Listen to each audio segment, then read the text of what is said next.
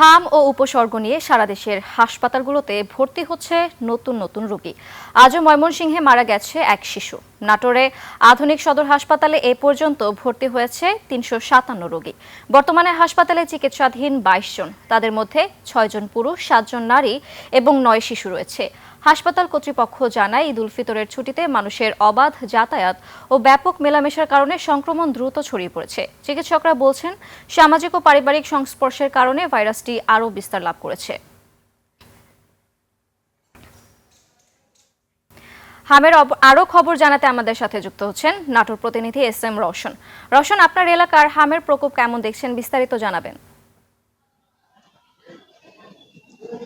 ধন্যবাদ শ্রাবন্তী।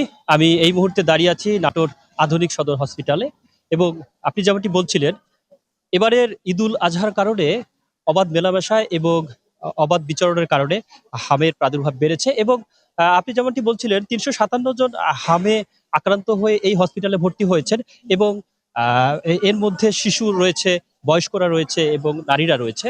এবং আমি হসপিটাল কর্তৃপক্ষ আমাকে যেটি জানিয়েছেন সেটি হলো যে শুধুমাত্র নাটোর সদরই নয়, নাটোর সদর উপজেলার বাইরেও বিভিন্ন উপজেলায় যে স্বাস্থ্য কেন্দ্রগুলো রয়েছে সেখানেও কিন্তু হামের প্রকোপ দেখা দিয়েছে এবং সবচাইতে উদ্বেগের বিষয় যেটি, সেটা হলো যে শিশুদের পাশাপাশি এখন আবার বড়দের মধ্যে সংক্রমণ হয়েছে।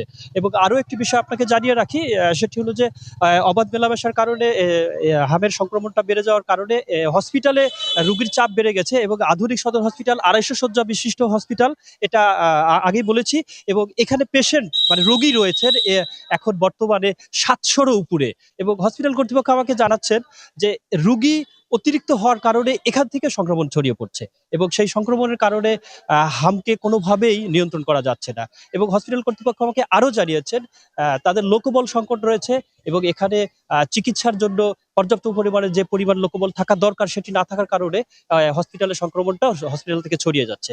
এবং প্রতিদিন রোগী আসছেন, প্রতিদিন রোগী আবার যাচ্ছেন এবং গত ২৪ ঘন্টায় আমি যেটি জেনেছি সেটি হলো যে ১০ জন রোগী এখান থেকে রিলিজ হয়ে ফিরে গিয়েছেন। এবং আজ নতুন রোগী ভর্তি না হলেও গত ২৪ ঘন্টায় কিন্তু ৬ জন রোগী ভর্তি হয়েছেন। তো নাটোর থেকে এই ছিল সর্বশেষ হামের আপডেট। শ্রাবন্তী, অনেক ধন্যবাদ আপনাকে।